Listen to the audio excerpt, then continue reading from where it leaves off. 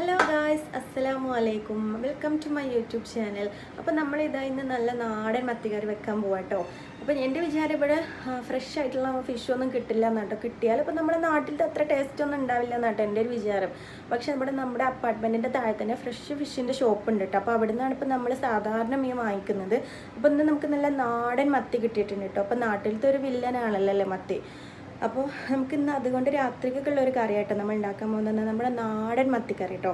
അപ്പോൾ ഇതെന്ന് പറഞ്ഞിട്ടുണ്ടെങ്കിൽ നമ്മുടെ എൻ്റെയൊക്കെ വെല്ലുമ്മ വെക്കുന്ന ആ ഒരു സ്റ്റൈലിലാട്ടോ ഞാൻ വെക്കാൻ പോകുന്നത്. അപ്പോൾ ഇപ്പോൾ മൺചട്ടിയിലൊന്നല്ല ഞാൻ വെക്കുന്നത്, സാധാ നോൺ സ്റ്റിക്ക് പാനിലാട്ടോ.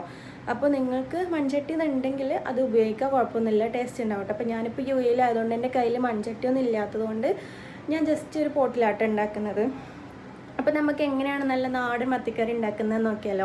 അപ്പോൾ അതിന് മുമ്പ് നിങ്ങൾ എൻ്റെ ചാനൽ ആദ്യമായിട്ട് കാണുന്നതെന്നുണ്ടെങ്കിൽ ചാനൽ സബ്സ്ക്രൈബ് ചെയ്യാതെ കാണരുത് കേട്ടോ. കാരണം ഒരുപാട് പേര് സബ്സ്ക്രൈബ് ചെയ്യാതെ കാണുന്നുണ്ട്. അപ്പോൾ നിങ്ങൾ മാക്സിമം സബ്സ്ക്രൈബ് ചെയ്യണം, സപ്പോർട്ട് ചെയ്യാൻ ശ്രമിക്കണം കേട്ടോ. പിന്നെ വീഡിയോ ഇഷ്ടമായി ലൈക്ക് ചെയ്യാനും ഷെയർ ചെയ്യാനും ഒന്നും മറക്കരുത് കേട്ടോ. അപ്പോൾ നമുക്ക് എങ്ങനെ ഉണ്ടാക്കുന്നത് നോക്കിയാലോ.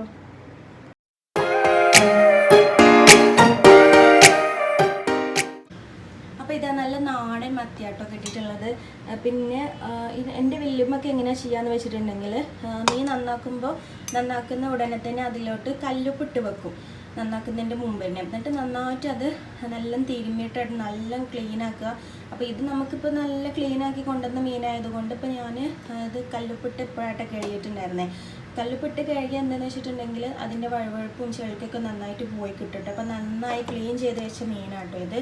അപ്പോൾ ഇനി ഇതിലേക്ക് എന്തൊക്കെ വേണ്ടത് നമുക്ക് നോക്കിയാലോ. അപ്പോൾ ഞാനിവിടെ ഒരു 4-5 വെളുത്തുള്ളി എടുത്തിട്ടുണ്ട് കേട്ടോ. ഇത് കുറച്ച് വലിയ ടൈപ്പ് അല്ലി ആയതുകൊണ്ടാണ് ഞാൻ 4-5 എടുത്തത്. നിങ്ങൾക്ക് ചെറിയ ടൈപ്പാണെന്നുണ്ടെങ്കിൽ ഒരു 8 എടുത്തുകൊണ്ടു. പിന്നെ ഒരു ചെറിയ ഇഞ്ചിയുടെ പീസ് എടുത്തിട്ടുണ്ട്. അപ്പോൾ ഇതൊന്ന് നമുക്ക് ക്രഷ് ചെയ്തെടുക്കണം കേട്ടോ. പിന്നെ എടുത്തിട്ടുള്ളത് വെല്ലുള്ളിയാണ്. വെല്ലുള്ളി നിങ്ങളുടെ അടുത്ത് ചെറിയ ഉള്ളി ആണെന്നുണ്ടെങ്കിൽ അത് എടുക്കുന്നത് കേട്ടോ കൂടുതൽ കറിക്ക് നല്ലത്. പക്ഷേ എൻ്റെ അടുത്തിപ്പോൾ ഇല്ലാത്തതുകൊണ്ട് ഞാൻ ചെറിയുള്ളി വെച്ചിട്ടാണ് കൂടുതൽ ടൈം ഉണ്ടാക്കുന്നത്. പക്ഷേ ഇപ്പോൾ നമുക്ക് നമ്മുടെ കയ്യിലുള്ളത് വെച്ചിട്ടുണ്ട് എങ്ങനെ ടേസ്റ്റി ആയിട്ട് ഉണ്ടാക്കാമെന്നല്ല നമ്മൾ നോക്കുന്നത്. അപ്പോൾ ഇതാ ഞാനൊരു ഒരു മീഡിയം സൈസ് വെല്ലുള്ളി എടുത്തിട്ടുണ്ട് കേട്ടോ. പിന്നെ അതാ 2 പച്ചമുളക് എടുത്തിട്ടുണ്ട്. ഇത് നല്ല എരിവുള്ള പച്ചമുളകാണ് കേട്ടോ. അപ്പോൾ നിങ്ങൾ എരിവിനനുസരിച്ച് പച്ചമുളകിൻ്റെ എണ്ണൊക്കെ കുറക്കും കൂട്ടൊക്കെ ചെയ്യാം കേട്ടോ. അപ്പോൾ ഞാൻ ഇതൊന്ന് ക്രഷ് ചെയ്തെടുത്ത് കൊണ്ടുവരാം കേട്ടോ. അപ്പോൾ നമ്മളിതാ ഇഞ്ചി വെളുത്തുള്ളിയൊക്കെ നല്ല ക്രഷ് ചെയ്തെടുത്തിട്ടുണ്ട് കേട്ടോ. പിന്നെ ഞാൻ സവാള ഇവിടെ കട്ട് ചെയ്ത് വെച്ചിട്ടുണ്ട്. അപ്പോൾ നിങ്ങൾ വിചാരിക്കും തക്കാളി ഇടാതെയാണ് കറി ഉണ്ടാക്കുന്നത് അല്ല കേട്ടോ. നമ്മൾ തക്കാളി ഇടുന്നുണ്ട്. ഞാനിവിടെ ഒരു മീഡിയം സൈസ് തക്കാളി എടുത്തിട്ടുണ്ട് കേട്ടോ. പിന്നെ ഞാൻ എല്ലാ കറിക്കും മാക്സിമം തക്കാളി ഇപ്പോൾ ഇതുപോലത്തെ ഒരു ജാറിൽ നന്നായിട്ട് അരച്ചിട്ടാട്ടോ കറിക്ക് ഉപയോഗിക്കുക. കാരണം അങ്ങനെ വെച്ചിട്ടുണ്ടെങ്കിൽ കറിക്ക് നല്ലൊരു സ്ട്രക്ചറും കിട്ടും, പിന്നെ നല്ല ടേസ്റ്റുമാണ് കേട്ടോ. കുട്ടികൾക്കൊന്നും തക്കാളി കടിക്കുന്നത് വലിയ ഇഷ്ടമില്ലല്ലോ. അപ്പോൾ എനിക്കും ഇഷ്ടമില്ല. അപ്പോൾ ഞാനിങ്ങനെ തക്കാളി നല്ല ഗ്രൈൻഡ് ചെയ്തിട്ടാട്ടോ ഇതിൽ കറികൾക്കൊക്കെ ഇടാറുള്ളത്. അപ്പോൾ എന്താണെന്ന് വെച്ചിട്ടുണ്ടെങ്കിൽ കറി വെള്ളം പോലെ ആയി പോകില്ല. അപ്പോൾ നല്ല ഒരു തിക്നെസ്സും കിട്ടും, കറി നല്ല ടേസ്റ്റും ഉണ്ടാവും കേട്ടോ. അപ്പോൾ ഞാൻ ഇതൊന്ന് ഇതിലിട്ടിട്ട് അടിച്ചെടുക്കട്ടെ കേട്ടോ.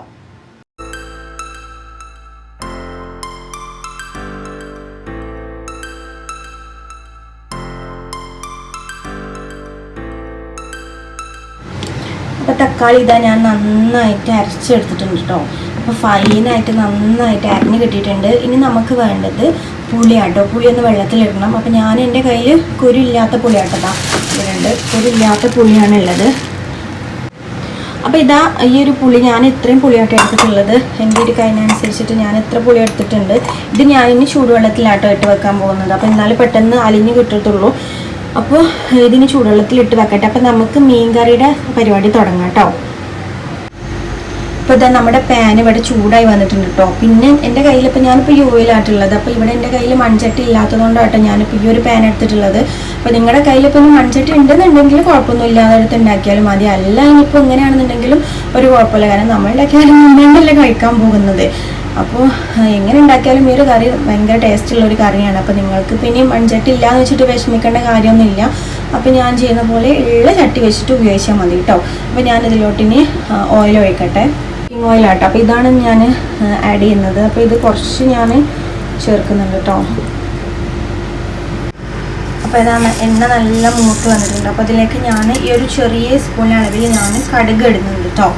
അപ്പോൾ വേണമെന്നുണ്ടവർ ഇട്ടാൽ മതി. കാരണം കടുക് ഇട്ടാൽ പ്രത്യേക ഒരു ടേസ്റ്റ് കേട്ടോ. പിന്നെ അതേ അളവിന് ഞാൻ കുറച്ച് ഉലുവ ഇടുന്നുണ്ട് കേട്ടോ. ഉലുവ ഞാൻ കുറച്ച് കൂടുതൽ ഇടുന്നുണ്ട്. കാരണം മീൻ കറിക്കാണെങ്കിലും നല്ല ടേസ്റ്റ് കിട്ടാൻ വേണ്ടിയിട്ട് കേട്ടോ. അപ്പോൾ ഇത്രയും അളവിൽ കടുകും ഉലുവയും ചേർത്തിട്ടുണ്ട്. അപ്പോൾ ഇതിന് നന്നായിട്ടൊന്ന് പൊട്ടി വരട്ടെ കേട്ടോ.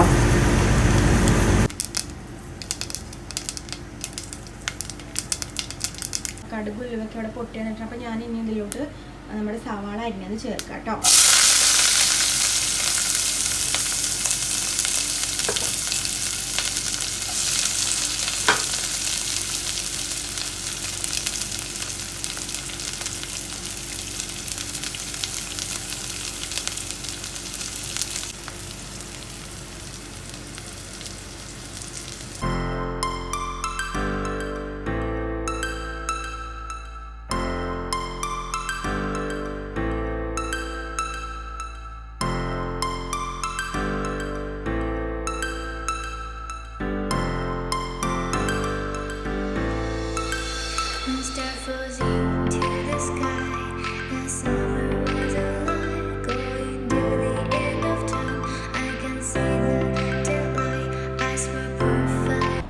അപ്പോൾ ഇത് ഉള്ളിയൊക്കെ നന്നായിട്ട് മൂത്ത് വന്നിട്ടുണ്ട്. അപ്പോൾ ഇനി ഇതിലോട്ട് ഞാൻ നമ്മുടെ ക്രഷ് ചെയ്ത് വെച്ച ഇഞ്ചി വെളുത്തുള്ളി ഞാൻ ഇതിലോട്ട് ആഡ് ചെയ്യുന്നുണ്ട് കേട്ടോ. എന്നിട്ട് നന്നായിട്ട് മിക്സ് ചെയ്തെടുക്കണം കേട്ടോ. കാരണം ഇഞ്ചിൻ്റെയും വെളുത്തുള്ളിൻ്റെയും ഒരു പച്ചമണം മാറുന്നത് വരെ നമ്മൾ നന്നായിട്ട് മിക്സ് ആക്കണം. എന്നാലേ കറിക്ക് ഒരു ടേസ്റ്റ് കിട്ടത്തുള്ളൂ കേട്ടോ. അല്ലെങ്കിൽ അതിൻ്റെ ഒരു പച്ച കുത്തിങ്ങനെ വന്നുകൊണ്ടിരിക്കും. അപ്പോൾ അതൊന്ന് നന്നായിട്ട് വരട്ടെ കേട്ടോ. അപ്പോൾ ഇതാ നമ്മുടെ ഇഞ്ചിയും വെളുത്തുള്ളിക്ക് അങ്ങനെ നന്നായിട്ട് വന്നിട്ടുണ്ട് കേട്ടോ. അപ്പോൾ ഇനി ഇതിലോട്ട് നമുക്ക് മസാലപ്പൊടികൾ ചേർത്ത് കൊടുക്കണം. ഞാൻ ഇതായി കാണുന്ന സ്പൂൺ അളവിലാണ് ഞാൻ എടുക്കുന്നുള്ളത്. അപ്പോൾ ആ ഒരു സ്പൂണിൽ ഞാൻ 1/2 സ്പൂണോളം ഞാൻ മഞ്ഞൾപ്പൊടി ഇടുന്നുണ്ട് കേട്ടോ. അപ്പോൾ ഞാനിതിൽ കാശ്മീരി മുളക് പൊടി ഒട്ടും യൂസ് ചെയ്യുന്നില്ല കേട്ടോ. കാരണം ഞാൻ ഇടുന്ന മുളക് പൊടിക്ക് നന്നായിട്ട് എരിവുണ്ട് കളറുണ്ട് കേട്ടോ. അപ്പോൾ അതിന് ഞാൻ കാശ്മീരി ഉപയോഗിക്കുന്നില്ല. അപ്പോൾ നിങ്ങൾക്ക് വേണമെന്നുണ്ടെങ്കിൽ ഇഷ്ടമാണെന്നുണ്ടെങ്കിൽ അത് ഉപയോഗിക്കാം കേട്ടോ. അപ്പോൾ ഞാൻ ആ കാണുന്ന സ്പൂണിൽ ഒരു ഫുള്ളായിട്ടുള്ളൊരു സ്പൂണിൽ ഞാൻ മുളക് പൊടി ഇടുന്നുണ്ട് കേട്ടോ. ഇതിൽ നല്ല എരിവുണ്ട്, പിന്നെ നന്നായിട്ട് കളറും കിട്ടുന്ന നമ്മുടെ വീട്ടിലൊക്കെ പൊടിച്ചെടുത്തിട്ടുള്ളൊരു മുളക് പൊടിയാട്ടത്. അപ്പോൾ ഞാൻ എക്സ്ട്രാ കാശ്മീരി മുളക് പൊടി ഒന്നും യൂസ് ചെയ്യുന്നില്ല. അപ്പോൾ ഇതായിട്ട് ഞാൻ യൂസ് ചെയ്യുന്നുള്ളത്. അപ്പോൾ പൊടി ഇട്ടതിന് ശേഷം നമ്മൾ നന്നായിട്ട് ഫ്ലെയിം കുറച്ച് വെച്ചിട്ട് വേണം കേട്ടോ പിന്നെ ഇളക്കി കൊടുക്കാൻ വേണ്ടിയിട്ട്. അല്ലെങ്കിൽ പെട്ടെന്ന് പൊടികൾ കരിഞ്ഞു പോകും. അപ്പോൾ നന്നായിട്ട് പൊടി ഇളക്കി കൊടുത്തതിന് ശേഷം ലോ ഫ്ലെയിമിലിട്ട് നന്നായിട്ട് പൊടിൻ്റെ ഒരു പച്ച കുത്തൊക്കെ മാറിയാൽ കറിക്ക് ടേസ്റ്റ് ഉണ്ടാകത്തുള്ളൂ. അപ്പോൾ അതൊക്കെ നന്നായിട്ട് മാറുന്നത് വരെ നമ്മൾ ഇളക്കിക്കൊണ്ടേയിരിക്കണം കേട്ടോ. നമ്മൾ വിട്ട് നിന്നിട്ടുണ്ടെങ്കിൽ പൊടി പെട്ടെന്ന് കരിഞ്ഞു പോകും. ഇനി നന്നായിട്ട് തീയുള്ള ഫ്ലെയിമാണെന്നുണ്ടെങ്കിൽ നിങ്ങൾ കുറച്ച് ടൈം ഓഫ് ചെയ്ത് വെച്ചിട്ട് ഇളക്കിയാൽ മതി കേട്ടോ. അപ്പോൾ നന്നായിട്ട് പൊടിൻ്റെ പച്ചക്കൊത്തൊക്കെ മാറിയതിന് ശേഷം നമുക്ക് തക്കാളി ചേർത്ത് കൊടുക്കാൻ പറ്റത്തുള്ളൂ. അല്ലെങ്കിൽ തക്കാളി ഇട്ടതിന് ശേഷമാണ് നമ്മൾ പൊടി ചേർക്കുന്നതെന്നുണ്ടെങ്കിൽ പൊടികൾ പെട്ടെന്ന് പച്ചക്കൊത്ത് മാറത്തില്ല, പിന്നെ അതിൻ്റെ ഒരു ടേസ്റ്റ് വ്യത്യാസം ഉണ്ടാവും. അപ്പോൾ ഞാനിതാ പൊടികളൊക്കെ നന്നായിട്ട് പച്ചക്കൊത്ത് മാറിയതിനൊക്കെ ശേഷമാണ് ഞാൻ തക്കാളി ആഡ് ചെയ്തിട്ടുള്ളത്. അപ്പോൾ നമ്മൾ അരച്ച് വെച്ച തക്കാളിയാണ്.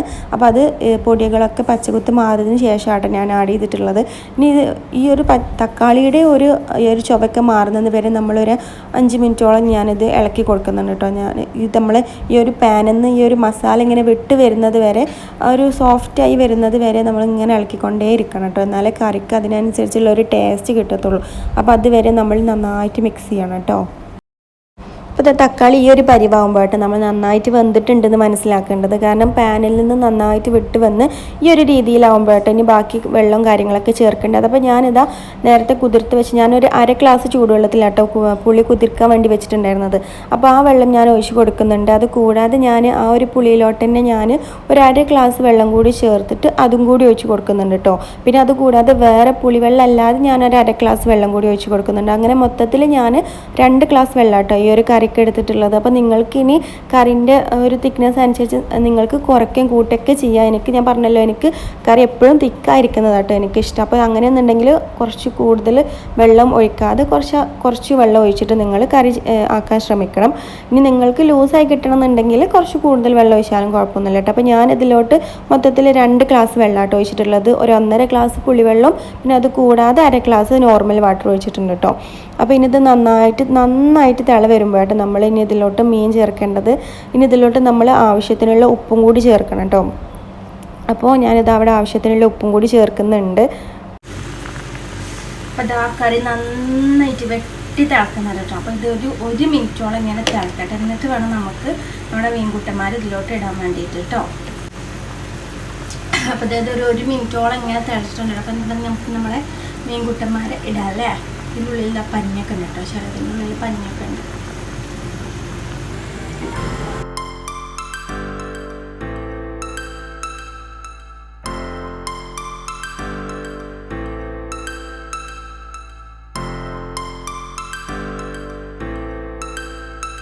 അപ്പോൾ ഇതാ കറി അങ്ങനെ നന്നായിട്ട് തളിച്ചിട്ടുണ്ട് കേട്ടോ. അപ്പോൾ ഞാനിതിലോട്ട് അല്പം കുറച്ച് നമ്മുടെ വേപ്പിൻ്റെ ഇല ആഡ് ചെയ്ത് കൊടുക്കുന്നുണ്ട്.